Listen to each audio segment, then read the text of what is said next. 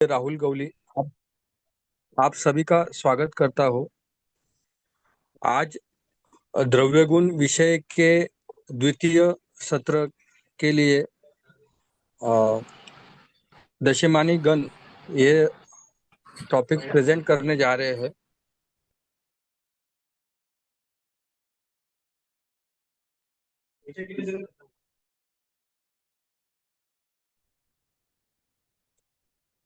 दशमानी गण विषय के ऊपर वक्तव्य करने के लिए हमारे बीच डॉक्टर प्राजक्ता पटेल मैडम उपस्थित है। हमारे सभी कार्यक्रमों का त्याची शुरुआत बाई हम मला हमारे सभी कार्यक्रमों की शुरुआत हम धन्वंतरि स्तवन से करते हैं। तो धन्वंतरि स्तवन के लिए मैं वैद्य श्रेया अमृतकर को निमंत्रित करता हूँ। वैद्य श्रेया अमृतकर।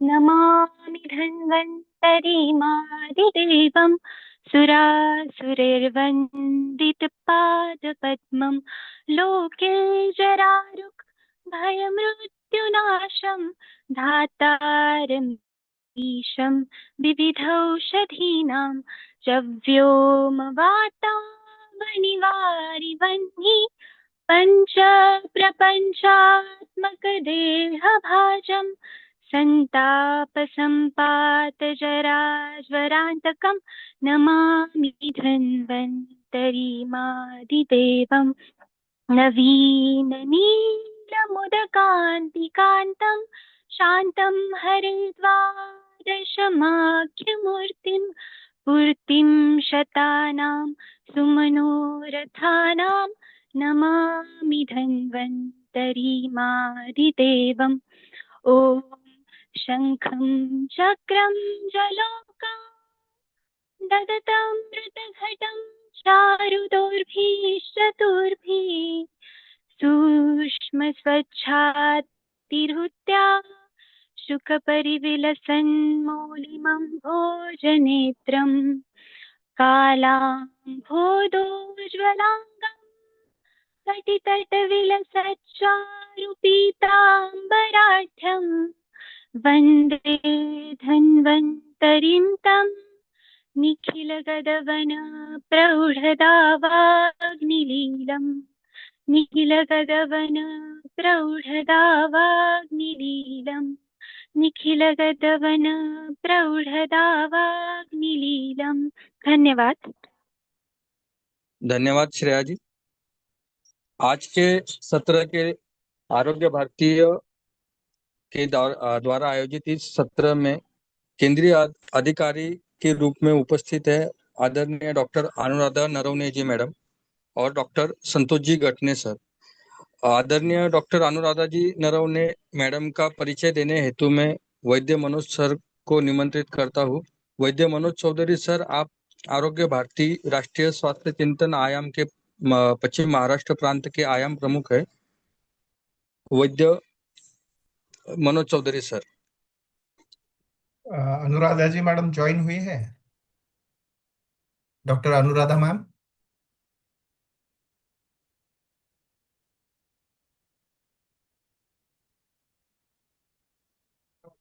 एक मिनट में देखता हूँ।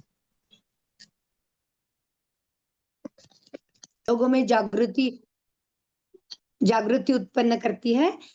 विशेषतः ये क्यूरेटिव एस्पेक्ट न बताकर प्रिवेंटिव पक्ष पर अधिक ध्यान देती है, जिसमें हमारा जीवन शैली हो गई, जो आजकल जितने भी विकार हो रहे हैं उसका कारण मेन अपनी जो जीवन शैली में बदलाव हुआ है, उसके कारण होने वाले रोग भी और विकार भी ज्यादा बढ़े हैं, उस पर हम लोग अधिक जोर देते हैं। ऐसे 24 आयामों को लेकर आरोग्य भारती समाज में कार्यरत है। और आजकल जो नया विषय हमने स्वास्थ्य चिंतन का लिया है, उसका जो ये उपक्रम है, इसी के अंतर्गत आज हम लोग सब एकत्र हुए हैं। मुझे लगता है हमें प्राजक्ता जी से अधिक सुनने को अच्छा लगेगा, और इसके लिए आपको बहुत बहुत शुभेच्छाएं। धन्यवाद। आप प्रारंभ कर सकते हैं। बहुत बहुत धन्यवाद। धन्यवाद मैडम। आज द्रव्य गुण विषय के दशमानी गण, ये जो टॉपिक है, जब विद्यार्थी दशा से हमें बहुत ही प्रेरक और चिकित्सा के लिए उपयोग ऐसा टॉपिक है। ये जो विषय की प्रस्तुति के लिए डॉक्टर प्राजक्ता पटेल मैडम हमारे बीच उपस्थित है। मैडम का एमडी द्रव्य गुण तिलक आयुर्वेद महाविद्यालय से हुआ है। मैडम फिलहाल पीएचडी भी कर रहे हैं तिलक आयुर्वेद महाविद्यालय से। मैडम अजमेरा आयुर्वेद महाविद्यालय धुलिया में गत 14 सालों से कुशल अध्यापन का कार्य कर रही है। उसी के साथ 6 नेशनल पेपर और 2 इंटरनेशनल पेपर मैडम के प्रकाशित हुए हैं।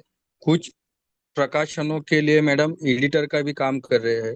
गत 16 सालों से धुलिया शहर में मैडम यशस्वी पांचभौतिक चिकित्सा का कार्य कर रही है। उसी के बाद सीसीआरएस का जो स्पार्क प्रोग्राम होता है उसमें मैडम के स्टूडेंट सिलेक्ट हुए, उसमें मैडम का रिसर्च चल रहा है। द्रव्य गुण विषय में जो वनस्पति दर्शन होता है उसमें मैडम की काफी रुचि है। कई वनस्पति दर्शन में मैडम ने प्रमुख वक्ता के तौर पे काम किया है। ऐसे बहुआयामी व्यक्तिमत्व डॉक्टर प्राजक्ता पटेल मैडम को मैं आज के बहुत ही इंटरेस्टिंग टॉपिक के लिए निमंत्रित करता हूँ। वैद्य प्राजक्ता पटेल मैडम। धन्यवाद सर। मेरी आवाज आ रही है सर? हाँ मैडम, आ रही आवाज। यस, बहुत ही अच्छा परिचय आपने दिया। हाँ, धन्यवाद सर। आरोग्य भारती पश्चिम महाराष्ट्र प्रांत के इस स्वास्थ्य चिंतन आयाम के अंतर्गत ये जो नेशनल लेवल लेक्चर सीरीज चल रही है, सर्वप्रथम उसको बहुत सारी शुभकामनाएं। और आज के प्रमुख विशेष अधिकारी जो उपस्थित है, वैद्य अनुराधा मैम और संतोष जी गटने सर, उनको मेरा नमन। आज का जो सर, मैं स्क्रीन शेयर कर सकती हूँ? यस। स्लाइड्स विजिबल है सर? हाँ मैडम, विजिबल है। और वो स्क्रॉल हो रही आगे जा रही, वो भी बताइए। दिखाई दे रहा है। रोल हुआ नहीं मैडम अभी तक? अभी हुआ? हाँ मैडम, वो यस यस। ओके। तो आज का जो विषय है हमारा, चरकोक्त दशमानी गण, उनके गुण कर्म अथवा उनके प्रयोग और उपयोग। जैसे सर ने बताया, मैं गत 12 सालों से द्रव्य गुण का अध्ययन और अध्यापन दोनों कर रही हूँ। वैसे देखा जाए तो आज का जो टॉपिक है दशमानी गण, तो अंडर ग्रेजुएट जो बीएमएस हमारे स्टूडेंट्स हैं, उनके सिलेबस का एक ये बहुत महत्वपूर्ण पॉइंट है, जिसमें लेकिन वैसे देखा जाए तो उसका कोर्स आउटकम जो है CO1 और 8 है। यानी हमें बेसिक प्रिंसिपल से लेके मेडिसिनल प्लांट के एप्लीकेशन, क्लिनिकल यूज तक का नॉलेज जो है इन दशमानी गणों से एक्सपेक्टेड है। तो ये है उसका कोर्स आउटकम। प्रोग्राम आउटकम जो है वो भी इसी तरह से कि PO1, 2, 4, 6 और 8 है, जिसमें बेसिक प्रिंसिपल यानी फ्रॉम कल्टीवेशन टू एप्लीकेशन जिसे हम कहते हैं, इसलिए उसका रसपंचक और उसके हिसाब से उसके शरीर में होने वाले गुणकर्म और व्याधियों में प्रयोग, ये हमको एक्सपेक्टेड है, सीखने चाहिए दशमानी गणों से। मार्क्स डिस्ट्रीब्यूशन अगर इस टॉपिक का देखा जाए तो ये 50 महाकशों का जो वेटेज है वो 5 मार्क्स का है। ये थोड़ा चैलेंजिंग है, इसीलिए ये टॉपिक थोड़ा महत्वपूर्ण है। एक्सपेक्टेड ये है कि यूनिवर्सिटी एग्जाम्स में इस पे एक SAQ आ सकता है, लेकिन अगर हम कॉलेज के इंटरनल एग्जाम्स को कंसिडर करेंगे तो वहां पे आपको MCQ और SAQ, और अगर LAQ होगा तो सब क्वेश्चन के तौर पे इसमें आ सकते हैं। चरकाचार्य जी ने सूत्र स्थान के चौथे अध्याय में चरकेशन शतशतीय में ये 50 महाकशाओं का वर्णन किया है। लेकिन इन महाकशाओं का वर्णन करने के पहले उन्होंने सूत्र ऊपर दिया है, आपको अगर ध्यान दिख रहा है तो, कि उन्होंने कहा है कि ये जो महाकषाय है वो सर्वसामान्य वैद्यों के लिए एक गाइडिंग पाथ के जैसे है, लेकिन जो कुशल वैद्य है उनको अपने युक्ति और अनुमान से इसका प्रयोग करना चाहिए, और अन्य भी अगर अनुक्त द्रव्य है तो उसका भी इसमें आप समावेश कर सकते हैं। यहाँ पे मैंने कुछ जो महाकषाय है उनको ब्लू कलर से हाईलाइट किया। अभी मैं प्रॉपर MUHS यूनिवर्सिटी में हूँ महाराष्ट्र में, तो हमारे यूनिवर्सिटी में आज तक इन महाकषायों पे क्वेश्चंस आ चुके हैं। अगर आप ये देखेंगे तो यूजुअली महाकषाय एग्जाम्स में रिपीट नहीं होते, लेकिन सभी महाकषाय इक्वली इंपॉर्टेंट है। इसमें एक ज्यादा इंपॉर्टेंट है, दूसरा कम है, ऐसा नहीं है। इसलिए इनका अध्ययन पूरे 50 महाकषायों का फॉर ओनली 5 मार्क्स करना, ये थोड़ा डिफिकल्ट टास्क होता है। तो आज के इस लेक्चर का मेरा मेन मोटो यही है कि आपको इसकी पढ़ाई कैसे करनी है, क्योंकि इसका बेस जो है मैक्सिमम पाठांतर में है, जिसको हम पठन कहते हैं। आपको ये रिसाइट ही करने होंगे उनके 10 जो द्रव्य है एक महाकषाय में।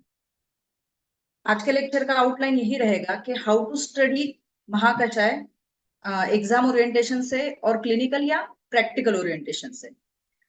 ये कुछ महाकषाय 50 में से शायद 10 या 15 महाकषाय आज के इस लेक्चर में मैं कवर करने की कोशिश करूंगी।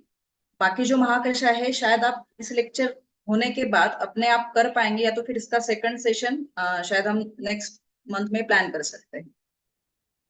ये जो स्लाइड है, अगर आप यूजी के स्टूडेंट्स है सेकंड ईयर के, तो आपके लिए if the question comes for 5 marks, तो being examiner I would be looking these points in your answer sheet. हमें बीइंग एग्जामिनर बहुत सारे पेपर चेक करने होते हैं, तो we usually search for keywords. अगर वो कीवर्ड उस आंसर में है तो हम उसको मैक्सिमम मार्क्स देने की कोशिश करते हैं। अब हालांकि ये दशमानी है तो बट ऑब्वियस उसके कंटेंट जो है, जो मैंने गण और महाकषाय अंडरलाइन किया है 5th पॉइंट, वो सबसे महत्व रखता है। और उसी के बाद रसपंचक या तो फिर गुणकर्म। अभी सेकंड ईयर के लेवल पे 10 द्रव्यों के आपको रसपंचक याद रखने, ये अगर मैं एग्जामिनर हूं तो मैं एक्सपेक्ट नहीं करती, क्योंकि पॉइंट ये है कि ये जो टॉपिक है वो फर्स्ट पेपर का है और वनस्पतियां सभी सेकंड पेपर में है। तो फर्स्ट पेपर को यूजुअली हम रसपंचक का अभ्यास विद्यार्थी करके नहीं जाते हैं।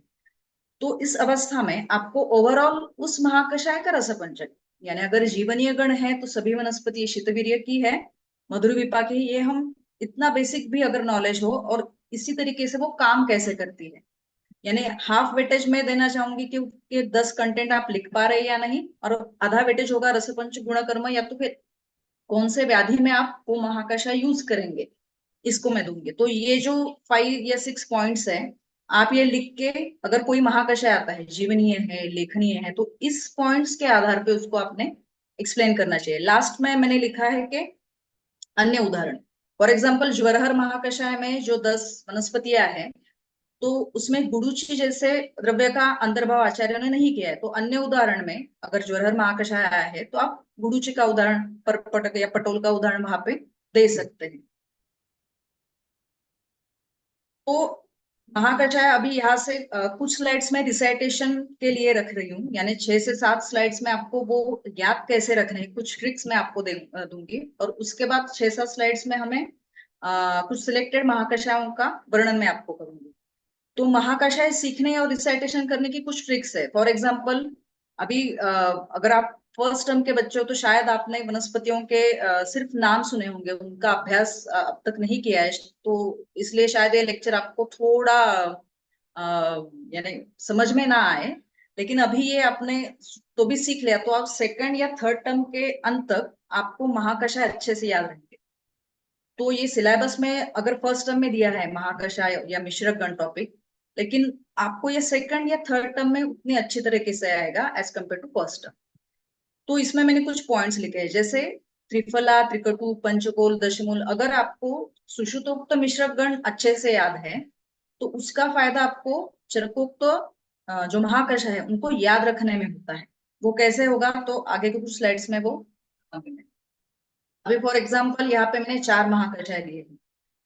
जब भी हमें अभी यहाँ पे 50 महाकषाय, ये बहुत बड़ा मैं बताऊंगी कि संख्या है, या तो फिर प्लांट्स जो है वनस्पतियां, हमें अराउंड 100 वनस्पतियों का अध्ययन है in paper 2। Whenever there is huge amount, जब संख्या बहुत बड़ी होती है तो ब्रिटिशों ने हमको सिखाया कि divide and rule, you have to group the plants, you have to group the महाकषाय। महाकषाय इटसेल्फ ग्रुप्स है, लेकिन उनका पठन करते वक्त, उनकी पढ़ाई करते वक्त भी आप अगर उनके ग्रुप्स बनाए, थोड़े बहुत सिमिलर उसके रसपंचक गुणकर्म है, थोड़े बहुत सिमिलर उनके डिसीज या तो फिर प्रैक्टिकल एप्लीकेशन है, तो उस हिसाब से यहाँ पे मैंने जीवनीय, शुक्रजनन और भ्रूणीय और बल्लेन को रखा है। इसलिए आप देखेंगे कि जीवनीय और शुक्रजनन के 7 द्रव्य कॉमन है, जो है जीवक, वृषभक, काकोली, क्षीरकाकोली, मेदा, मुद्गपर्णी और माशपर्णी। अभी फिर से वही मैं दोहराऊंगी कि अगर आपको अष्टवर्ग अच्छे से याद हो तो आपका आधा काम इन दोनों गुणों का हो जाता है, क्योंकि अष्टवर्ग में यही द्रव्य है, जीवक, वृषभक, काकुली, क्षीरकाकुली, मेधा, महामेधा और रिद्धि और वृद्धि। मुद्गपर्णे माशपर्णे की जगह वो दो द्रव्य है। तो अगर आपका अष्टवर्ग याद है, जो एग्जाम में वैसे भी मिश्रक गण के अंडर अष्टवर्ग भी महत्वपूर्ण है, हालांकि वो अब एक्सटिंक्ट हो गए ऐसे बहुत लोग मानते हैं, वो उपलब्ध नहीं है, लेकिन जीवनीय गण एग्जाम की दृष्टि से महत्वपूर्ण है। इस पे कई बार क्वेश्चंस आ चुके हैं। उसी प्रकार शुक्र जनन में अगर हम देखेंगे, वही 7 द्रव्य, उसके साथ में शतावरी, उच्चटा और पुलिंग, यानी यहाँ पे अब देखेंगे तो यहाँ पे अश्वगंधा का समावेश आचार्यों ने नहीं किया है। ऐसे भी कुछ छोटे छोटे ट्रिक्स है, अगर आप एमसीक्यू के हिसाब से महाकाशय पढ़ेंगे तो भी आपके लिए अच्छी ही बात रहेगी, क्योंकि शायद आपके बैच से एग्जिट टेस्ट अप्लाई होने वाली है। After internship you have to give this entrance, उसके बाद ही आप प्रैक्टिस कर सकेंगे। ऐसे एग्जिट टेस्ट अगर आपको अप्लाई है तो हर एक टॉपिक को आप अभी से अच्छी तरीके से अगर करते हैं तो शायद लास्ट में वो जो टेस्ट है वो आपको इजी हो। और नीचे 2 महाकषाय है, बृहणीय और बल्य। बृहणीय महाकषाय जो है वो स्पेसिफिकली मांस धातु को ध्यान में रखते हुए आचार्यों ने बृहणीय कर्म बताते हैं। इसलिए अश्वगंधा जो सर्वसामान्य बृहण के हिसाब से, बल्य के हिसाब से हम यूज करते हैं, उसका समावेश दोनों महाकषायों में, बृहणीय भी और बल्य भी। और अगर आपको अष्टवर्ग याद हो या तो फिर आपने वो पढ़े हो, तो काकोली, क्षीरकाकोली का जो प्रतिनिधि द्रव्य है वो अश्वगंधा ही है। इसलिए आपको ये लर्न करने में आसानी होगी कि बृहणीय में अश्वगंधा, काकोली, क्षीरकाकोली है, और श्वेत बला, पीत बला बृहणीय में है, और बल्य में बलाति बला।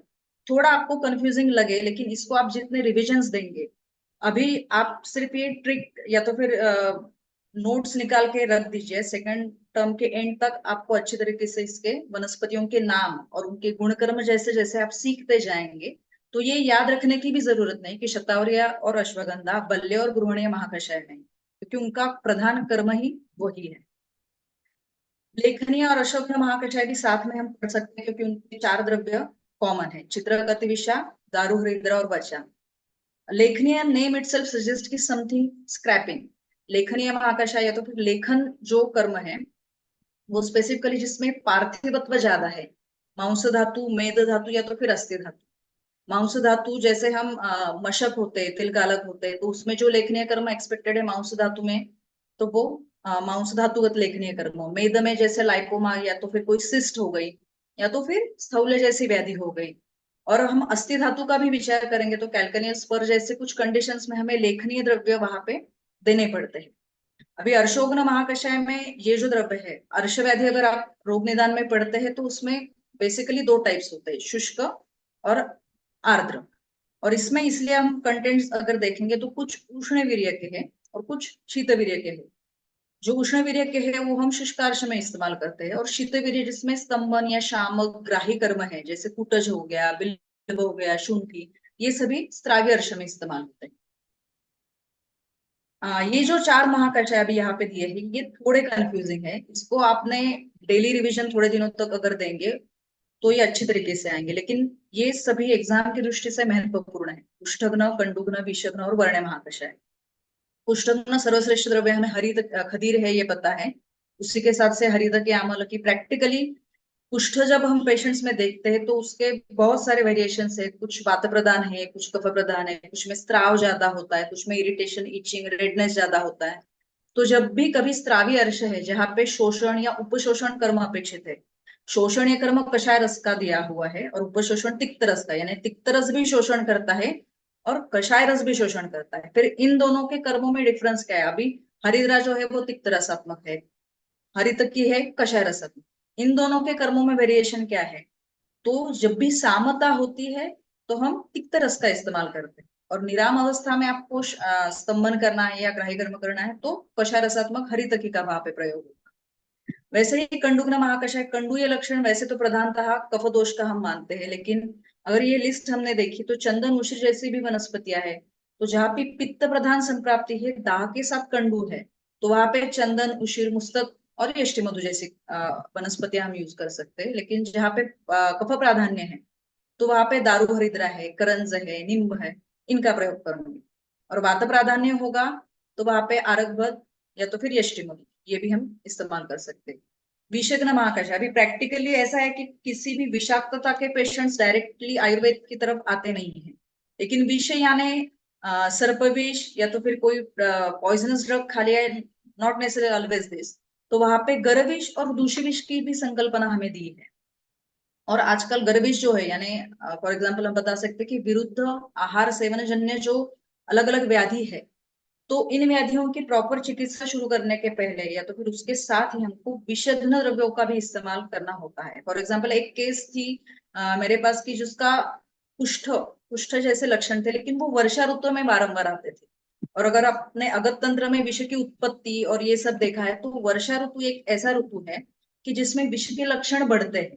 तो फिर उस पेशेंट के लिए पहले मुझे विषग्न गण या तो फिर दूषी विषारी गुलिका जो मार्केट में अवेलेबल है, तो उसका प्रयोग करना पड़ा। और बाद में अगर उसको हम कुष्ठग्न द्रव्य देंगे तो उपशय बहुत अच्छा मिलता है और उसका अपुनर्भव हम दे सकते हैं कि फिर से वो व्याधि जल्दी उनको अपुनर्भव हमें मिल गया। वर्ण महाकषाय अगर हम देखेंगे तो उसमें सभी वर्ण को अच्छा करने वाली, रक्त प्रसादन, पित्त शामक, अच्छी शीतल सभी वनस्पतियां है, सिवाय मंजिष्ठा के जो उष्णवीर्य है, तो फिर ये है कि वो सामता में इस्तेमाल होती है। अभी सारिवा और मंजिष्ठा ऐसी वनस्पतियां है जो स्त्री रोगों में भी बहुत इस्तेमाल करते हैं। तो अगर कोई पेशेंट है जिसको स्त्री रोग भी है, कुछ गायनेकोलॉजिकल अल्पार्तव के स्वरूप में स्पेसिफिकली, और उसको वर्ण कर्म हमें एक्सपेक्टेड है, तो इस वक्त हम सारिवा मंजिष्ठा यूज कर सकते हैं, जिसको ड्यूअल एक्शन हमें मिलेगी, स्त्री रोगों में भी और वर्ण एक्शन में भी। लास्ट में देखिए श्वेत दुर्वा और श्याम दुर्वा। अभी दुर्वा तो गणेश जी को प्रिय है, उसकी एक बहुत अच्छी कथा भी, पौराणिक कथा भी है कि अनलासुर का ना, अनलासुर या कोई तो भी असुर था जिसका दमन करने के बाद उनको बहुत अत्यधिक दाह उत्पन्न हुआ, और उसको शांत करने के लिए सभी उपाय जब थक गए थे, तब वहां पे दुर्वा का प्रयोग हुआ था। तो इतना अच्छा दुर्वा का दाह शमन कर्म है। तो जब भी किसी पेशेंट में या क्लिनिकल केस में आपको दाह शमन भी करना है, वर्ण कर्म भी कर्म करना है, तो ऐसे अवस्था में श्वेत दुर्वा या तो फिर दुर्वा और चंदन, ये कॉम्बिनेशन, या तो फिर उसमें उशीर भी आप इस्तेमाल कर सकते हैं। तृप्तिघ्न, तृष्णानिग्रहण और संन्यासोधन, ये महाकषाय मैंने तीन महाकषाय एक साथ इसीलिए लिए है क्योंकि इनका जो प्रधान दोष है वो है कफग्न। कफ के ये तीनों कंडीशन कफ की दृष्टि से उत्पन्न होते हैं और इसको हम प्रधानतः तिक्तरस से ट्रीट करते हैं। तिक्तरस यहाँ पे अपेक्षित होता है। तृप्तिघ्न गण में अगर सबसे पहले ब्रैकेट में मैंने लिखा है पिपली, चव्य, चित्रक और शुंठी। अगर आपको मिश्रक गण का पंचकोल पता है तो उसमें से सिर्फ पिपली मूल हटा दिया है, तो पिंपली, चव्य, चित्रक और शुंठी ये पंचकोल के घटक है, इसलिए उसको मैंने ब्रैकेट में डाला है। और तीनों गणों में कॉमन है शुंठी, गुरुचि और मुस्तक। ये तीनों ही उत्तम आमोपाचन करते हैं। बहुत बार ऐसे होता है कि तिक्तरस जो है आयुर्वेद की चिकित्सा में बहुत ही ज्यादा प्रमाण में तिक्तरस का इस्तेमाल करते हैं, क्योंकि हमारा एक सूत्र है कि रोगाः सर्वेपि मंदाग्नो, अग्निमांद्य जनित ही सभी व्याधियां होती हैं।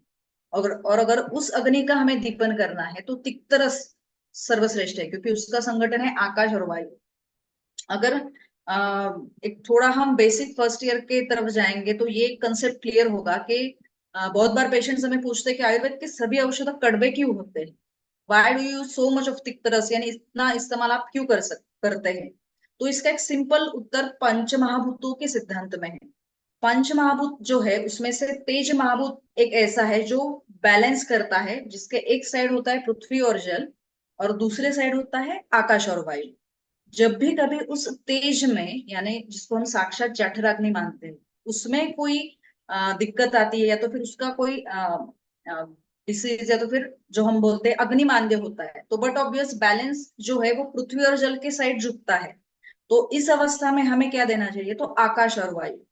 तो इसीलिए हम तिक्तरस इस्तेमाल करते हैं, जिससे वो बैलेंस समत यानी एक समान आ जाता है। शायद आपको ये विदाउट फिगर समझ में आ रहा है मैं क्या कहना चाहती हूँ। तेज महाभूत जो होता है वो एक साइड में पृथ्वी और जल को बैलेंस कर रहा है, दूसरे साइड में आकाश और वायु। और जब भी कभी उसका बलहीन होता है तो बैलेंस बट नेचुरली पृथ्वी और जल के तरफ झुकता है, जिसको हमें अगर बैलेंस करना है तो आकाश और वायु बढ़ाना है, इसलिए हम तिक्तरस देते हैं। इतना ही मुझे इस स्लाइड के बारे में और तिक्तरस के बारे में कहना है। बाकी भी सभी द्रव्य जो है अभी तृप्तिघ्न में गुरुचि, मुस्तक, पट्टोल, विडंग, मुर्वा, वचा, ये सभी तिक्तरस या तो फिर पाचन कर्म करने में उत्तम है। तृप्ति एक ऐसा डिसीज है, व्याधि है, जिसमें हमेशा तृप्त लगता है, यानी उसमें अग्नि बहुत ही मंद हो गई है और कफ का आवरण या तो फिर कफ की दृष्टि होती है। तृष्णा निग्रहण, तृष्णा भी वैसा ही व्याधि है कि उसको बार बार तृष्णा लगती है। अगर आप सामावस्था के लक्षण पढ़ेंगे तो उसमें तृष्णा ये प्रधान लक्षण दिया है सामावस्था का। और इस पे भी आप अगर इसके कंटेंट्स देखेंगे तो आपको, अगर भेषज कल्पना में आपने षडंगोदक पढ़ा होगा, तो उसके मैक्सिमम कंटेंट्स तृष्णा निग्रहण में, यानी महाकशाम की पढ़ाई करते वक्त शायद आपको भेषज कल्पना के कुछ कल्प भी इस्तेमाल कर सकते हैं कि तृष्णा निग्रहण में षडंगोदक के द्रव्य है, ये भी आपने याद रखा और उसमें से 4-5 भी अगर आप लिख पाए एग्जाम में तो वो भी अच्छी बात होगी।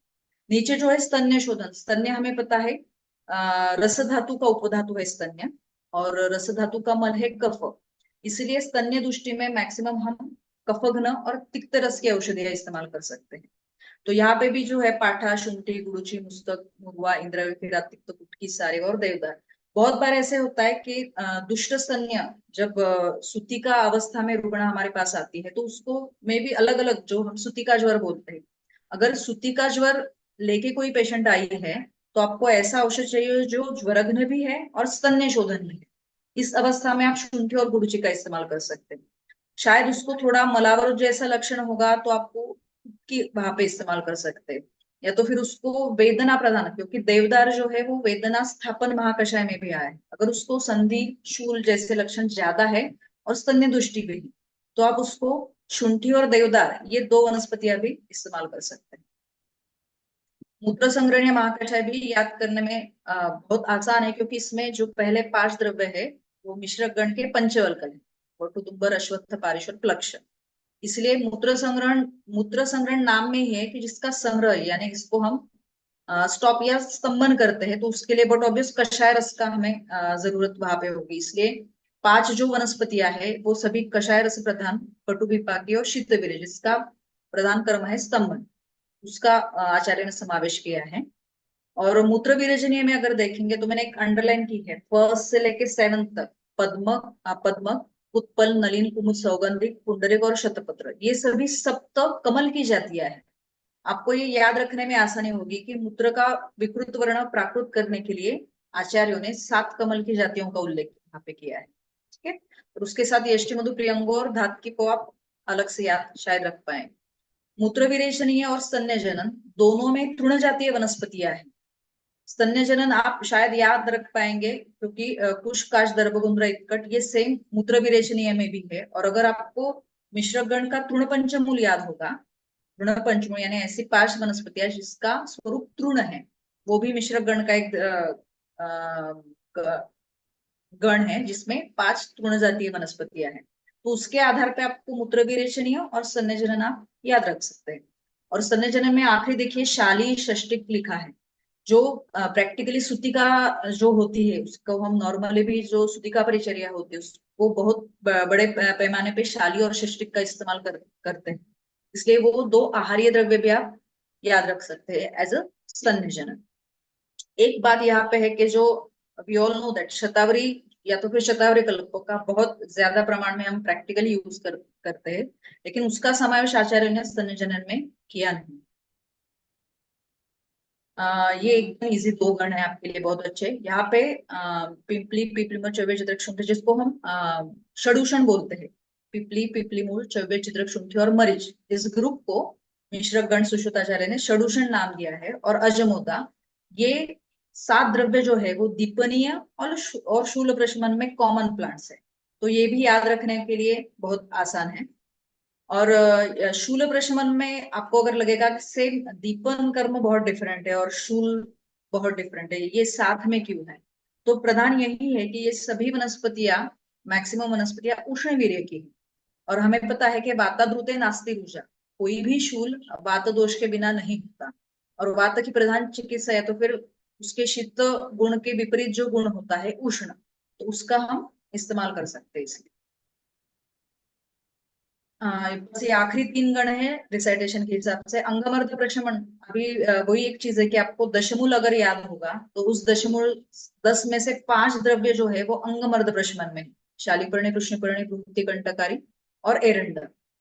आप ये वातशमन है, अंगमर्द, ये जो लक्षण है, यानी पूरे बॉडी में पेन होना, इन सिंपल लैंग्वेज कि पूरी बॉडी में पेन है, तो उसके लिए आपको वातशामक औषधियां चाहिए। इसलिए दशमूल की 5 औषधियां हैं, वो इस गण में समाविष्ट है। और उसके बाद यष्टि, मधु, चंदन, उशिर और एला। चंदन, उशिर और एला ये गंध गुण प्रधान औषधियां है, क्योंकि जब अंगमर्द जैसा कोई लक्षण है तो वहां पे जो पेशेंट होता है वो मेंटली भी बहुत इरिटेट हो चुका होता है, तो ऐसे अवस्था में जो गंध गुणवान वनस्पतियां हम इस्तेमाल कर सकते हैं, तो उसमें रिजल्ट्स हमें जल्दी मिलते हैं। उसके बाद महाकषाय है रुद्र। रुद्र महाकषाय की ये विशेषता है कि रुद्र जो महाकषाय है, इसमें सभी फल है, आम्र, आम्रतक, एक अम्लवेतस को छोड़ के करमर्द, कुवल, बदर, लकुस, वृक्षाम्ल, मातुंग, दाड़िम, ये सभी फल वर्ग की वनस्पतियां हैं। और मॉडर्न साइंसेस में भी वो जो है होता है कि बेरीज आर गुड एंटीऑक्सीडेंट्स, कि एंटीऑक्सीडेंट का प्रमाण जो होता है वो किसी बेरी यानी छोटे बेर के टाइप में जो कोई भी फल हो, फिर वो करमर्द हो, कुवल हो, बदर हो, वृक्षांग हो, उसमें एंटीऑक्सीडेंट्स बहुत ज्यादा प्रमाण में होते हैं, तो उसकी रुद्र एक्शन भी आप याद रख सकते हैं। या तो फिर जब रस ये अध्याय हमने पढ़ा था, तो अम्ल रस को रुद्र बोला गया है, वो मन और हृदय के लिए हितकर और प्रिय होता है। नीचे है ज्वरहर महाकषाय। त्रिफला अगर आप सभी को याद होगा तो हरितकी, विविधकी, आमलकी ज्वरहर महाकषाय में है।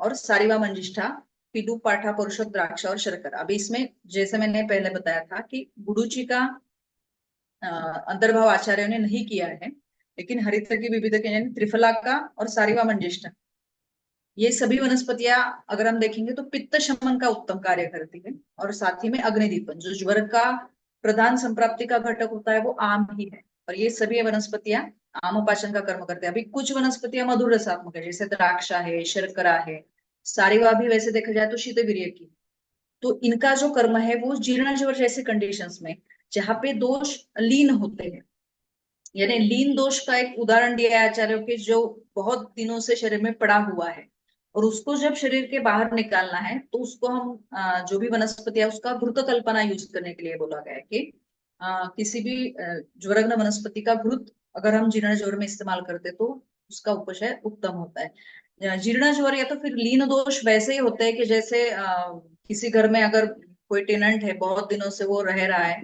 वहां से उसको अगर निकालना है तो उसको खींच के नहीं निकाल सकते, उसको धीरे धीरे प्यार से बोल के वहां से निकालेंगे उस घर से, तो वो वहां पे बाहर चला जाएगा। उसी तरीके से जीर्ण ज्वर में जो है वो घृत का प्रयोग इसीलिए आया है कि जो धातु है जिसमें दोष लीन है, तो धातुओं को भी हानि ना हो, लेकिन वो दोष वहां से धीरे धीरे और अच्छे तरीके से बाहर निकले, इसलिए जीर्ण ज्वर में स्नेह कल्पना या तो फिर सिद्ध घृतों का प्रयोग ज्यादा होता है।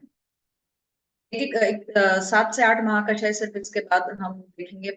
शायद इस महाकषायों को देखने के बाद आपको पढ़ाई कैसे करनी, या तो फिर मेन जो है हमें कि कंटेंट्स और उनका प्रोबेबल डिफरेंट 2 या 3 मोड ऑफ एक्शन अगर आप बता सकते हैं तो भी वो सफिशियंट है। या तो फिर आप सिर्फ 10 वनस्पतियों के नाम और उसका दोषाग्नता भी आपने अच्छे से लिखी कि ये जो 2 वनस्पतियां है वो वातशमन है, ये 2 है वो पित्त शमन है, ये 3 है कफ शमन है, तो भी आप अच्छी तरीके से SAQ 5 मार्क्स के लिए लिख पाएंगे।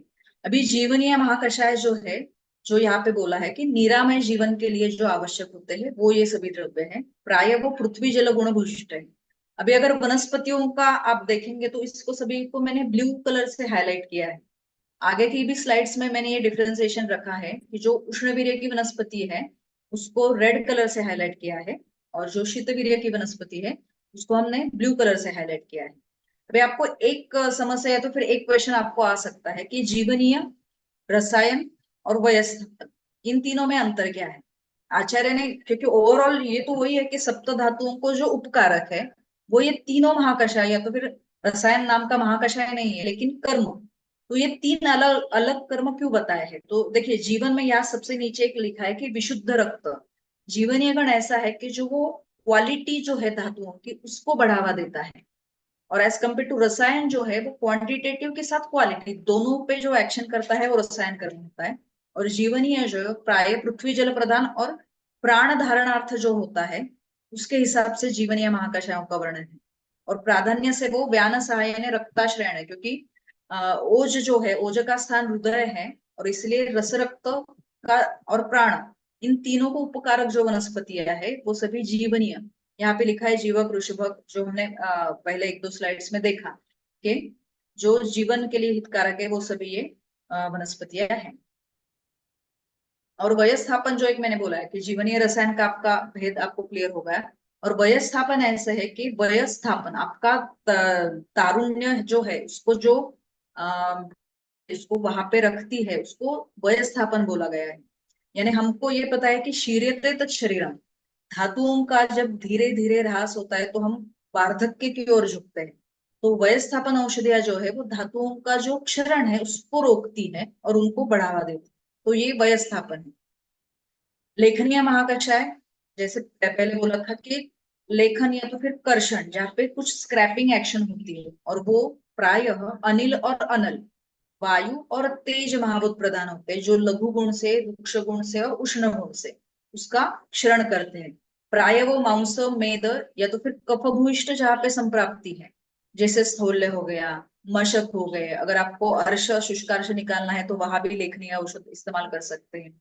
और सबसे नीचे की लाइन में है कि शल्य तंत्र में जो कठिन या तो फिर उत्सन्न मांस होता है तो उसको शस्त्र की सहायता से उसको लेखन किया जाता है। या तो फिर शोफ हो गया, अर्बुद हो गया, अधिमंत हो गया, ये सभी व्याधियों में लेखन कर्म अपेक्षित होता है। वनस्पति हमने पहले भी देखी थी, इसमें अगर हम देख सकते हैं मैक्सिमम वनस्पतियों को रेड हाईलाइट है, यानी ये सभी उष्ण वीर्य की वनस्पतियां है। सिर्फ एक मुस्तक है जो शीत वीर्य का है, लेकिन वो भी तिक्त रस का है, इसलिए कफ का और आम का नाश तो वो वैसे ही करने वाला है।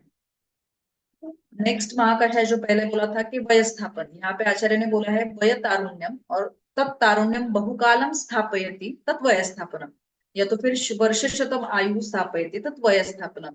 इन सभी में से आमलकी हमें पता है च्यवनप्राश के स्वरूप में बहुत इसका इस्तेमाल होता है। एक वयस्थापन और रसायन में ये भी एक भेद है कि रसायन जो वनस्पतियां है, अगर हम संहिता प्रॉपर देखेंगे तो उसमें रसायन का प्रयोग प्रॉपर पंचकर्म से शोधित जो शरीर है उसमें करना है। चरकाचार्य का अगर आप रसायन पाठ देखेंगे तो उसमें जो भी कोई रसायन, कुटी प्राविशिक हो गया, ब्राह्म रसायन हो गया, इवन च्यवनप्राश हो गया, ये सभी रसायनों को पंचकर्म से शरीर शुद्धि होने के बाद, यानी उसका प्रॉपर प्रोटोकॉल दिया है। तो रसायन जो होते हैं वो ऐसे किसी उठ के आ गया, आपने उसको च्यवनप्राश दे दिया, आइडियली आचार्यों के हिसाब से वैसा नहीं होता है। उसका शरीर शुद्ध होना चाहिए, उसका अग्नि प्रदीप्त होना चाहिए, बाद ही में आप रसायन औषधि दे सकते हैं। ये एक बेसिक डिफरेंस है वयस्थापन और रसायन में, ठीक है। इसमें भी हरित की गुरुच और रासना है, ये उष्णवीर्य की है, बाकी शीतवीर्य की। शीतवीर्य की वनस्पति और उष्णवीर्य की वनस्पतियों का जो मोड ऑफ एक्शन है वो अलग अलग होता है। जो मैंने पहले बोला कि आपको अगर 100 प्लांट्स पेपर 2 में पढ़ने हैं तो ये एक मैं बहुत बार मेरे स्टूडेंट्स को बताती हूँ कि जो पारंपरिक हमारी रसपंचक याद रखने की मेथड क्या है कि गुरुचि जो है वो तिक्त, कषाय, मधुर और उष्ण है, ये फ्लो होता है, राइट, रस से लेके वीर्य तक। लेकिन मैं आपको ये सजेस्ट करूंगी कि आप पहले उस वनस्पतियों का वीर्य जाने, फिर विपाक और फिर रस की तरफ आए। आसानी क्या होती है कि रस की संख्या 6 है और वीर्य की संख्या 2 ही है। फॉर एग्जाम्पल अगर हम देखेंगे आमलकी ले लो, आमलकी का वीर्य शीत है हमें पता है, तो शीत वीर्य के हिसाब से उसके विपाक 2 ही है, एक तो कटु विपाक है या तो फिर मधुर विपाक है।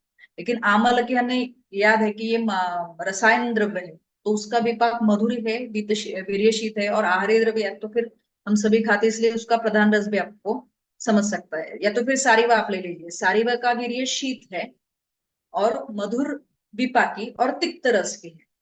आप वीर्य से लेके रस तक जाएंगे तो वो रस पंचक अच्छे से याद रहेगा। या आप अगर सेकेंड ईयर के कोई स्टूडेंट्स हो तो ये एक बार ट्राई करना जब आप सेकंड या थर्ड टर्म में जाए, और वहां भी वनस्पतियों का ग्रुप बना के आप पढ़ सकते हैं कि जो सर्वसामान्य नियम है, मधुर मधुर शीत एक नियम हो गया, कटु कटु उष्ण दूसरा नियम हो गया, तिक्त कटु शीत तीसरा नियम हो गया, और कषाय कटु शीत, ये जो इसी में मेजर सभी प्लांट्स कवर हो जाते हैं। आपको अलग से यानी पहले ये ग्रुप बना के उसमें कौन सी वनस्पति आती है। फॉर एग्जाम्पल कषाय कटु शीत ग्रुप में ऑलमोस्ट 10 प्लांट्स है जो सिलेबस के आते हैं। अर्जुन हो गया, अशोक हो गया, खदीर, कांचनार, फूटज और पंचवल्कल, ये 10 वनस्पतियों का जो रस पंचक है वो सेम है। कषाय रस के द्रव्य है, कटु विपाक है और शीतवीर्य है। वैसे ही मधुर मधुर शीत द्राक्षा मधुर मधुर शीत है, आरगोद मधुर मधुर शीत है, बला अतिबला मधुर मधुर शीत है, या तो फिर गोक्षुर मधुर मधुर शीत है। तो ऐसे अगर ग्रुप से आप पढ़ाई करेंगे तो वनस्पतियों का रसपंचक बहुत अच्छे से और इजीली याद रहता है। कुछ बच्चे वो 412, 555 ऐसे कुछ तो भी उनके टेक्निक्स होते हैं रसपंचक याद रखने के। तो उनको मैं सजेस्ट करूंगी कि आप इस तरीके से कीजिए, आप पहले ग्रुप्स कर लो रसपंचक के और उस ग्रुप में वनस्पतियां डाल के आप याद रख सकते हैं। रुद्र महाकषाय एक बहुत ही इंपॉर्टेंट महाकषाय है। तो इसमें हमने यहाँ पे आचार्य बताते हैं कि हृदय को जो हितकर होते हैं उसको हम कहते हैं रुद्र। फिर यहाँ पे अलग अलग उन्होंने बताया, इसमें थोड़ा अंडरलाइन बाकी रह गया, लेकिन 4 से 5 पॉइंट है कि रसरक्त वर्धन से हृदय पोषण करते हैं। ऐसी कुछ वनस्पतियां होती है, क्योंकि हमें ये पता है कि रसव और रक्तव स्रोतस का मूल स्थान जो है वो है हृदय। इसलिए कुछ द्रव्य जो है वो अम्ल रस प्रदान जो रस रक्त बढ़ाते हैं और हृदय पोषण करके हृदय होती है। दूसरा प्रकार दिया है कि हृदयस्थ दोष दुष्ट जो है उसका शमन करके प्रभाव से हृदय कर्म करते हैं। जैसे हो गया अर्जुन। बाद में लोह और लोहित जो है वो हृदय शोणित वहां पे ब्रूहण करके हृदय कर्म करती है। या तो फिर कुछ द्रव्य है जो हृदयस्थ मांस का पोषण करते हैं, जैसे होगी शतावरी, तो वो हृदयस्थ मांस का पोषण करके हृदय कर्म करते हैं। मधु, लाजा, घृत ये सभी हृदयस्थ ओज की वृद्धि करके हृदय कर्म करते हैं। हमारा जो अम्ल हृदय महाकषाय है वो सभी अम्ल द्रव्यों से भरा है। तो वो सबसे पहली लाइन जो है कि हृदयानि प्राय अम्ल रस प्रदानानि अम्मे रसरक्तम च वर्धयति, यानी अम्ल रसे रस आणि रक्त का वर्धन करके हृदय कर्म होता है। लेकिन बाकी भी अलग अलग उसके मोड ऑफ एक्शन है हृदय द्रव्यों के, वो यहाँ पे एनलिस्ट किए हैं। उसी तरीके से जो है कि दोष दुष्ट समूर्छना या तो फिर दुष्ट दोषों से जो व्याधि होते हैं, तो तिक्त कटु कषाय जो द्रव्य है तत्त दोषों का शमन करके हृदय कर्म करते हैं। वहां पे दिया है अर्जुन हो गया, भृतिद्वय हो गया, बासा हो गया।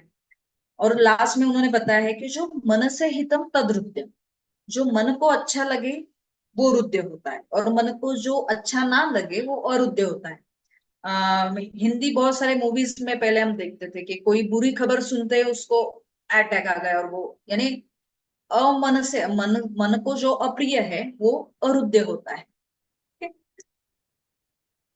संज्ञा स्थापन महाकषाय, संज्ञा का जहाँ पे स्थापन होता है, संज्ञा यानी बुद्धि या तो फिर प्रबोधन जो होता है सर्वसामान्य जिस जो कहते हैं हम कि सेंसरी सेंसेशन और मोटर सेंसेशन, या तो फिर बुद्धि के जो 3 अंग है ध्री, धृति और स्मृति। कोई भी बुद्धि का डिवीजन या तो फिर कोई भी मानस रोग जो है इन तीनों के परे नहीं है। एक तो आपको धी यानी उसकी ग्रहण शक्ति, त्रुटि यानी वो मेंटेन करना, और स्मृति यानी राइट टाइम पे उसको रिकॉल करने की क्षमता, ये सभी जो है वो संज्ञा स्थापन महाकषाय में एक्सपेक्टेड कर्म है। या तो फिर नर्व इंजुरी जैसा है, अभी नर्व इंजुरी में बहुत बार सेंसरी या मोटर लॉस होता है, यानी ये संज्ञा का नाश हुआ है, जिसको स्थापन करने के लिए संज्ञा स्थापन महाकषाय के द्रव्य अभी देखेंगे तो ये सभी उष्ण वीर्यात्मक है। और जो उष्ण वीर्य है, क्योंकि संज्ञा का नाश ये प्रायः तम और कफ की वजह से होता है, और उनका नाश करने के लिए सिर्फ उष्ण वीर्य, यानी बहुत बार ऐसे होता है कि संज्ञा नाश जिसको होता है तो हम तीव्र उग्र गंध वाला पलांडु हो गया, प्याज हो गया, या तो फिर कोई चमड़े की चीज हो तो उसको सुंघाते हैं, यानी चप्पल हो गई, यानी वहां पे तीक्ष्ण गुण का हमें इस्तेमाल करना है जहाँ पे संज्ञा का नाश होता है। ठीक है? यहाँ पे सिर्फ ब्राह्मी और जटामांसी 2 ऐसे द्रव्य हैं जो शीत वीर्यात्मक है और संज्ञा स्थापन का भी कर्म करती है। कासर यहाँ पे मैंने श्वास कास और हिक्का ये तीनों महाकषायों को मिला के एक कासर का जो मोड ऑफ एक्शन है वो बताने की कोशिश मैंने यहाँ पे की है।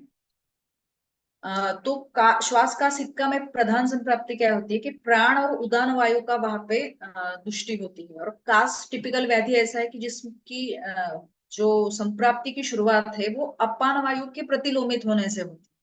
अपान वायु की प्राकृत गति क्या है, ऊर्ध्व से नीचे यानी ऊर्ध्व से अधोह है, लेकिन जब वो प्रतिलोमित होता है तो ऊर्ध्व भाग में जो उदान वायु है उसके कार्य को वो हैम्पर करके कास जैसा लक्षण उत्पन्न करता है।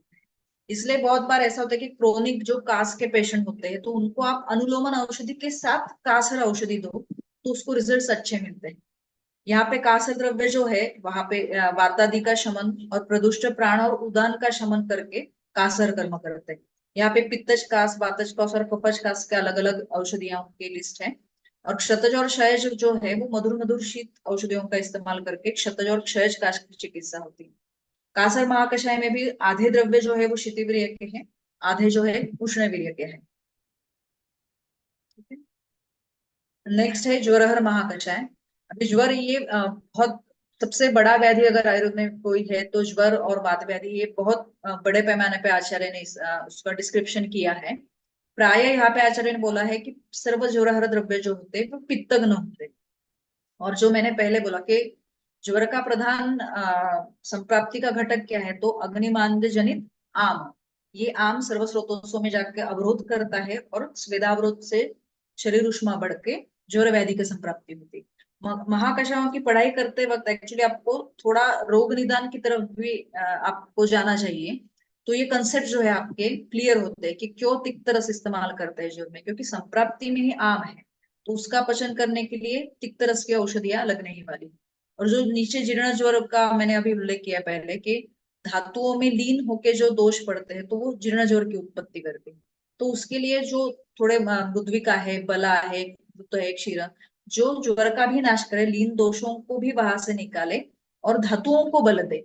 बहुत बार जो लीन या स्टैनता होती है तो उसको डायरेक्टली स्क्रैपिंग या तो फिर उष्ण तीक्ष्ण औषधियां हम इस्तेमाल नहीं कर सकते, क्योंकि उसमें धातुओं को नाश या हानि होती है। ये एग्जाम्पल मैं बच्चों को देती हूँ कि जब भी हम आटा गूंथते हैं तो आटा अगर उस बर्तन को चिपक रहा है तो हमें खरोचने की जगह हाथ को थोड़ा अगर हम स्नेह लगाए तो इजीली निकलते हैं। वैसे ही जीर्ण ज्वर की संप्राप्ति को अगर हमें नाश करना है तो स्निग्ध औषधियों का वहां पे प्रयोग करना चाहिए। और सारीवा, द्राक्षा, चंदन, नील उत्पल जैसी वनस्पतियां जो स्वभावतः पित्त और रसानुराग रसगत जो दोष है उनका नाश करते हैं। आखिरी लाइन में जो बाकी ज्वरग्न औषधियां हैं उनकी यहाँ पे लिस्ट है कि आरगवद है। आरगवद को ज्वरेतु सततम पथ्यम, ये आचार्य ने बताया है।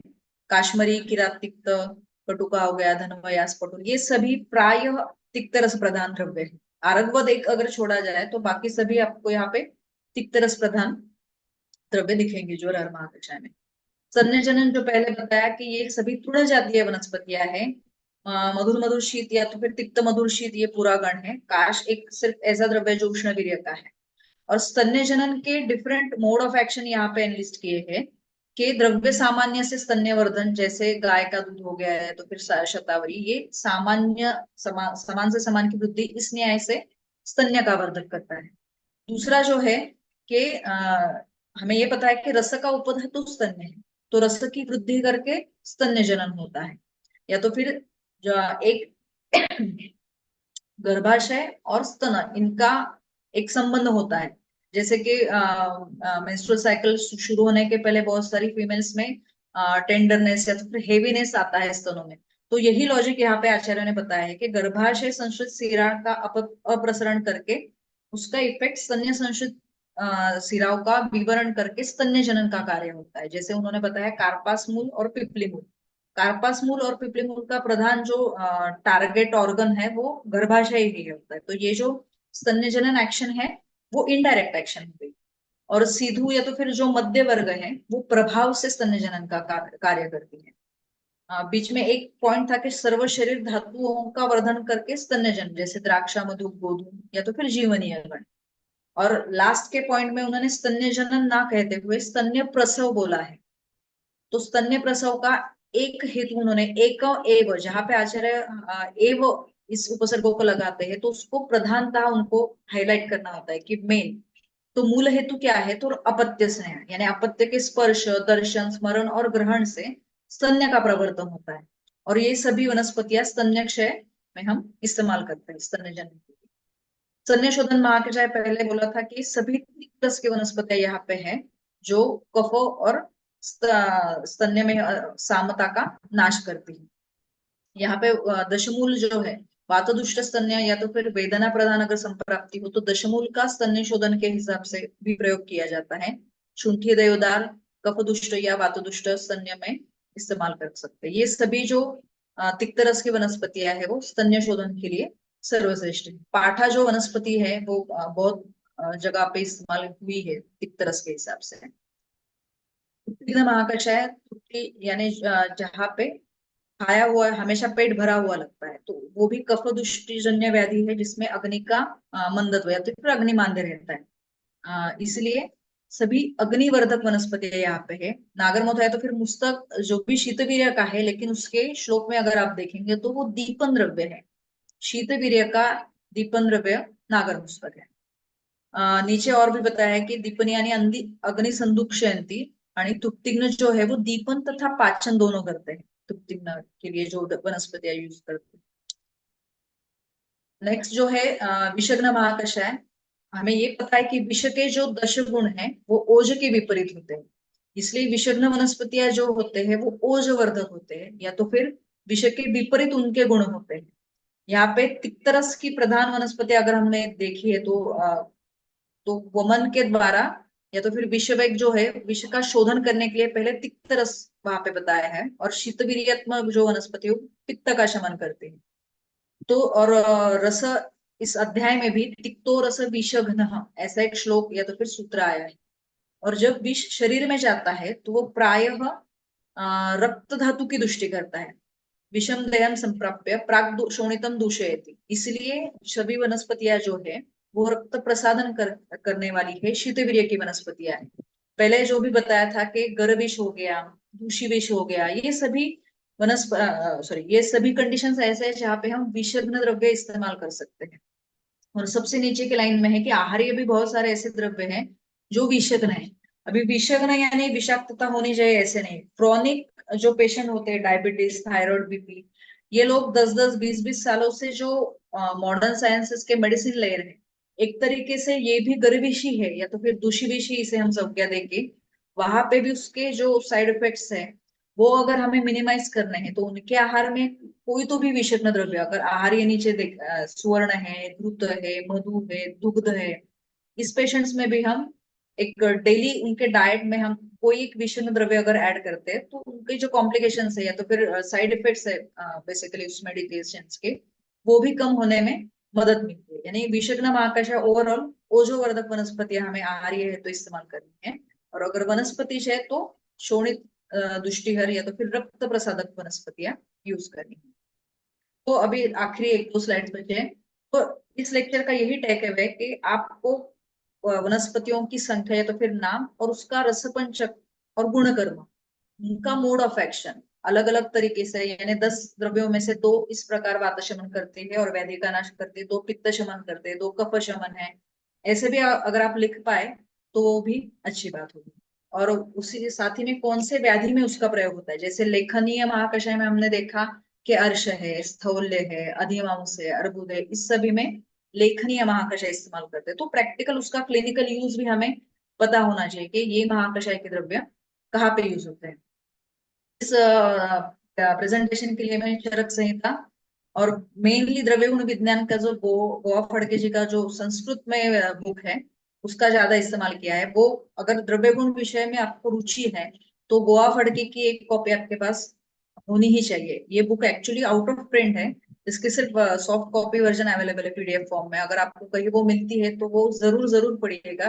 पूरा बुक संस्कृत में है लेकिन बहुत ही इजी संस्कृत है। जो प्रीवियस स्लाइड्स में आपने देखा वो सभी संस्कृत पैराग्राफ या तो फिर एक्सप्लेनेशन फड़के जी के बुक में से ही थे। और last but not the least, Acharya Priyavrat Sharma का पेपर 1 का जो द्रव्य गुण विज्ञान का बुक है वो पेपर 1 की पढ़ाई के लिए आई थिंक बेस्ट बुक है।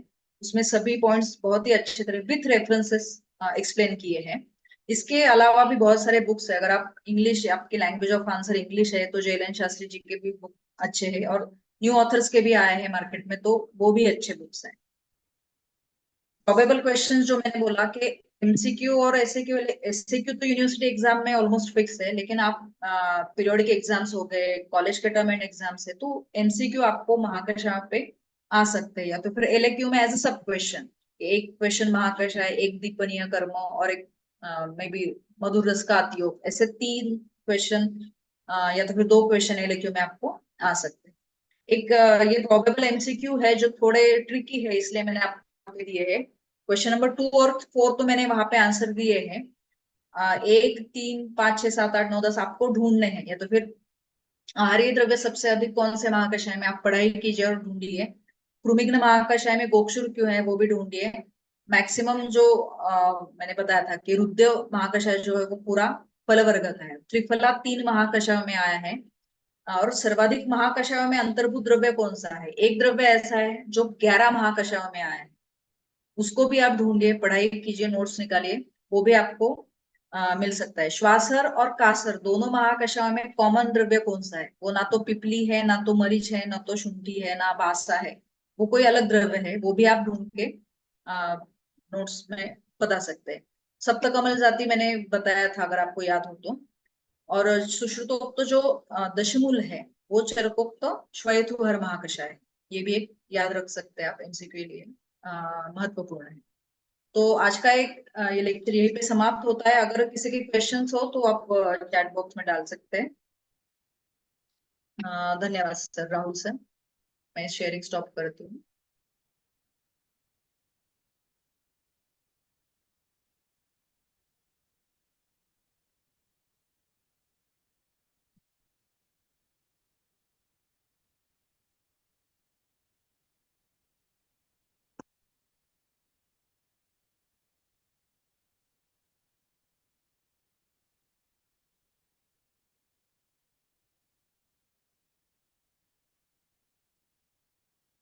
यहाँ पे कुछ क्वेश्चन है, मैं वो पढ़ती हूँ।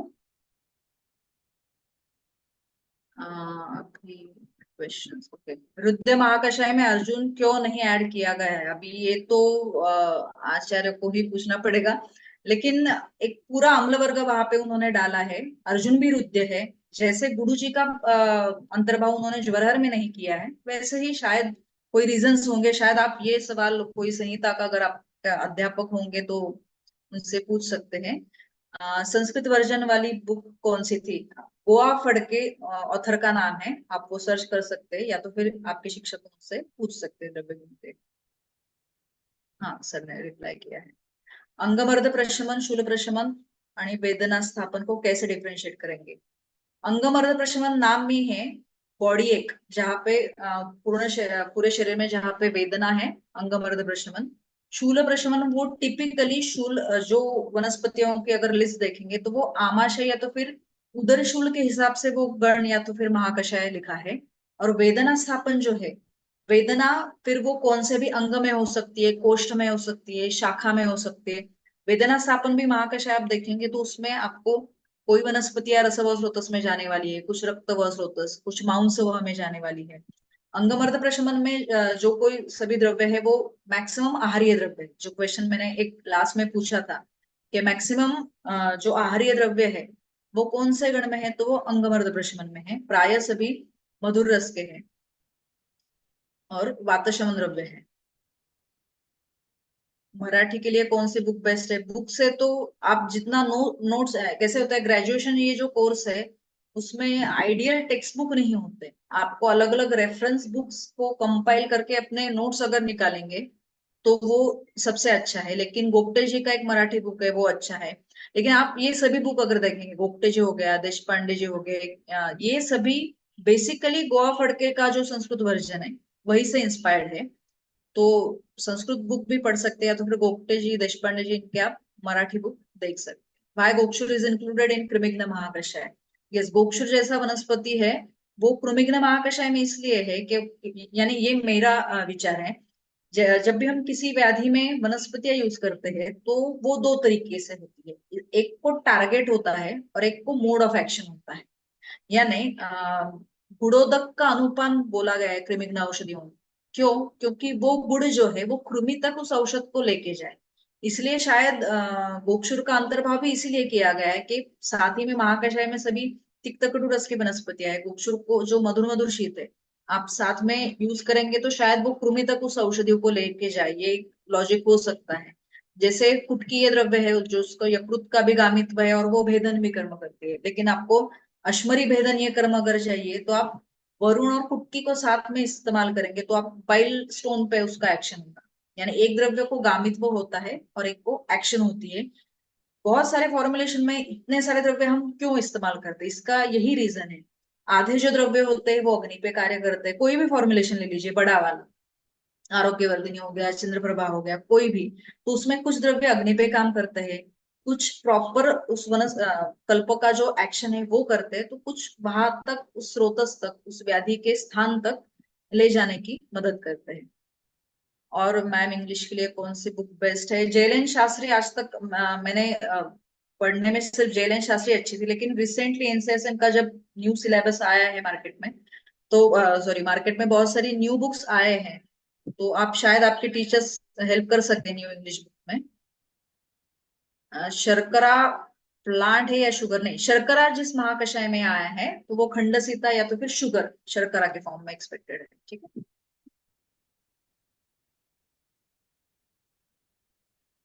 हाँ, और शाहबूंद, एक मिनट, हाँ।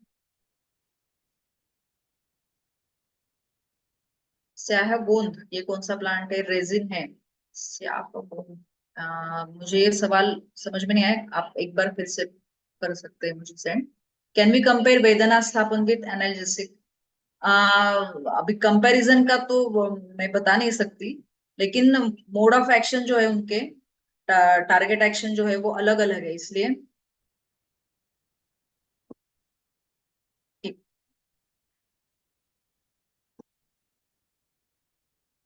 जहाँ क्लेद है वही कृमि उत्पन्न होते हैं। जी, ये बात सही है कि कृमि और,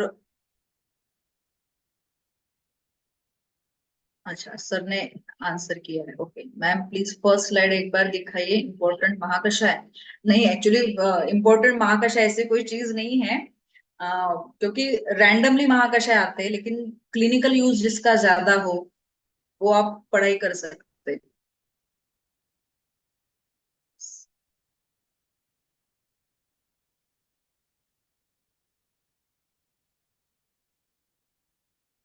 राहुल सर, क्या आप ज्वाइन हैं?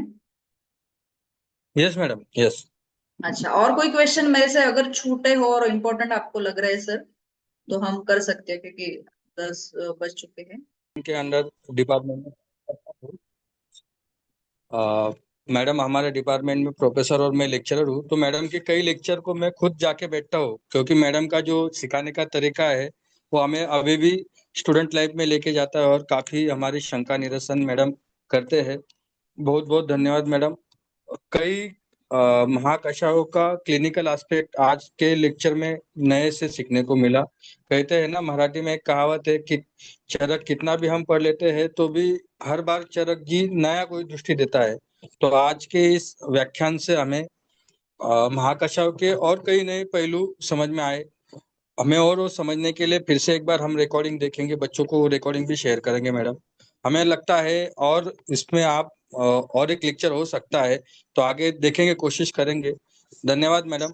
आज के सत्र के समापन के लिए मैं वैद्य संतोष गटने सर जी को निमंत्रित करता हूँ। वैद्य संतोष गटने सर, आप पश्चिम महाराष्ट्र आरोग्य भारती प्रांत के सचिव के तौर पे काम कर रहे हैं। आप महाराष्ट्र आरोग्य विज्ञान विद्यापीठ में भी सीनेट के तौर पे काम कर रहे हैं, और हमारे इस सत्र के और ये पूरे जो एक्टिविटी चल रही है आयुर्वेदाभ्यासन, इसके सर प्रमुख मार्गदर्शक है वैद्य संतोष गटने सर।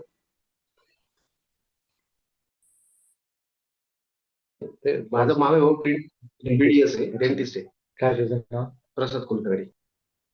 वैद्य संतोष गटने सर उपस्थित है अभी।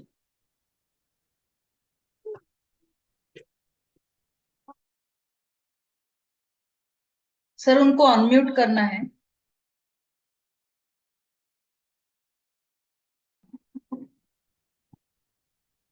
सभी को नमस्कार।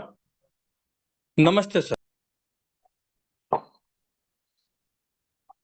आप सभी विद्यार्थियों ने ध्यानपूर्वक इस आयुर्वेदाभ्यसनम के इस सत्र का आनंद लिया है। ज्ञान प्राप्ति करना यह आनंद का स्रोत है। शांति का एकमेव मार्ग है, वो है ज्ञान प्राप्ति, और इस ज्ञान प्राप्ति में आप सब तत्पर है। और ज्ञान प्राप्ति के इस मार्ग में अपनी चित्त शुद्धि होना भी आवश्यक है। चित्त शुद्धि के लिए कर्मयोग का आचरण करना यह अपना कर्तव्य है। और कर्मयोग है वो है सेवा भाव से समाज की सेवा करना, यही अपनी साधना है। और उस सेवा में हमें उसके परिणाम स्वरूप वैसे तो कुछ मिलने वाला है, अर्थ स्वरूप ऐसा देखा नहीं जाता, निस्वार्थ भाव से की जाती है। मैं आयुर्वेदिक प्रैक्टिशनर हूं, तो प्रैक्टिस करता हूं तो शुल्क तो मिलता है, फीस लोग देते हैं, औषधियों का भी शुल्क देते हैं, तो चरितार्थ चलाने के लिए ये तो चलता ही है। उसके साथ साथ आरोग्य भारती के मुझ जैसे हजारों कार्यकर्ता देश भर सेवा भाव से कर्मयोग का आचरण कर रहे हैं कि अपने प्रैक्टिस में कुछ समय निकालकर समाज के लिए, जिसके अर्थ स्वरूप पैसे के स्वरूप में कुछ मिलने वाला नहीं है, ऐसे कार्य कर रहे हैं। जैसा कि अभी बाढ़ग्रस्त समस्या पूरे महाराष्ट्र में छाई हुई है, 60 तहसीलों में बाढ़ है। सिर्फ मनुष्य ही नहीं, पशु भी उससे प्रभावित हुए। 60 तहसील यह कुछ सामान्य भौगोलिक क्षेत्र नहीं है, लेकिन उन सब जगहों पे औषधियां पहुंचाना सिर्फ मनुष्यों के लिए नहीं, तो जानवरों के लिए भी। सिर्फ औषधि ही नहीं, अन्न भी। जगह जगह एम्बुलेंस जा रहे हैं, जगह जगह अन्न बांटे जा रहे हैं, औषधियां पहुंचाई जा रही है। तो ऐसे सारे उपक्रम आरोग्य भारती अपने इस देश पर आए हुए संकट में, आपदा में कर रही है। ज्ञान प्राप्ति के बाद भी हमें कर्म द्वारा अपनी सेवा करनी चाहिए, यह इसका उदाहरण है। आज जैसे व्याख्यान सुनने के बाद हम सब में ज्ञान प्राप्ति तो हुई है, यह ज्ञान प्राप्ति का उपयोग आप सब आरोग्य भारती द्वारा समाज सेवा के लिए करें, ऐसी विनती के साथ मैं मेरा कथन आज यही समाप्त करता हूं। धन्यवाद। धन्यवाद आदरणीय संतोष गटने सर। सर का सामाजिक क्षेत्र में कई सारा काम अभी तक हुआ है और हमें आरोग्य भारती जैसे एक संगठन में जुड़ाने के लिए सर ने हमें जोड़ा है, इसलिए हम खुद को बहुत भाग्यवान समझते हैं सर। ये व्याख्यान के आखिरी में अभी आभार प्रदर्शन की तरफ हम आते हैं। हमारे इस व्याख्यान में डॉक्टर अनुराधा नरवणे जो केंद्रीय अधिकारी उपस्थित हुए थे, मैडम ने हमें मार्गदर्शन किया, उनका भी मैं आरोग्य भारती की तरफ से धन्यवाद देता हूँ। आज के सत्र को काफी रुचि उत्पन्न करके बच्चों को समझ सके, स्टूडेंट को समझे, इस भाषा में प्रेजेंट करने के लिए डॉक्टर प्राजक्ता पटेल मैडम, मैं इनका भी आभार व्यक्त करता हूँ। उसके बाद doctor Manoj Chaudhary sir, doctor Devdutt Deshmukh sir, इनका भी मैं आभार व्यक्त करता हूँ। हमारे इस सत्र का समाप्ति हम शांति मंत्र से करते हैं। सर्वे भवन्तु सुखिनः, सर्वे सन्तु निरामया, सर्वे भद्राणि पश्यन्तु, मा कच्चित् दुःखभाग् भवेत्। ओम शांति शांति शांति। शुभ रात्रि आप सभी को।